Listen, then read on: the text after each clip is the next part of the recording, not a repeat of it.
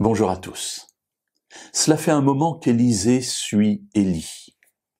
Élie l'a trouvé alors qu'il était en train de labourer son champ et il l'a appelé en jetant sur lui son manteau en signe d'appel. Et Élisée a tout laissé et a suivi Élie. Cela fait maintenant de nombreuses semaines, de nombreux mois qu'il se forme à côté d'Élie. Et voilà qu'Élie s'en va maintenant vers ce qui est la fin de sa vie terrestre. Élisée l'accompagne. Ce récit nous est présenté dans le deuxième livre des Rois au chapitre 2.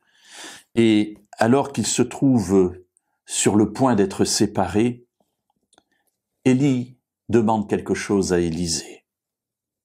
Il lui dit, « Demande ce que tu veux que je fasse pour toi avant que je sois enlevé d'avec toi. » Voilà ce qu'il lui demande.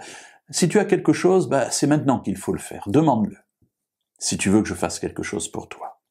Élisée répond, « Qu'il y ait sur moi, je te prie, une double part de ton esprit. » Ah, l'esprit d'Élie. Il a tellement fait de miracles, il a été tellement puissant, un prophète extraordinaire. Et Élisée se dit, moi je veux être comme lui. Et il lui demande une double part, c'est-à-dire la part du fils aîné. Le fils aîné dans l'héritage recevait le double du reste des enfants. C'était son privilège. Élisée est en train de dire ici à Élie, « Je veux être ton fils aîné et recevoir la part du fils aîné. » Élie reprend la parole et lui dit, « Tu demandes une chose difficile.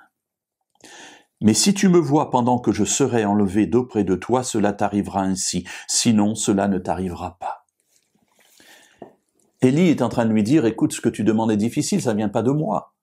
Ça dépend de Dieu, ça dépend de toi, ça dépend... moi, je ne sais pas. Je ne sais pas faire ça.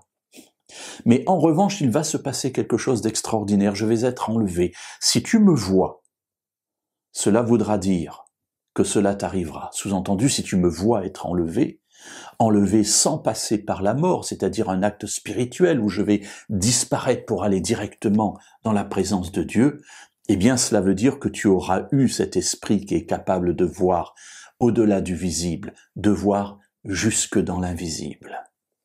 Ce que je voudrais retenir aujourd'hui, c'est le désir intense d'Élisée d'être comme son maître. Mes amis, nous sommes dans une vie où nous avons le désir de vivre comme Jésus. Avons-nous ce désir réel et sincère de lui ressembler pour que dans notre vie, nous puissions vivre comme si nous avions le double de l'esprit qui était sur lui?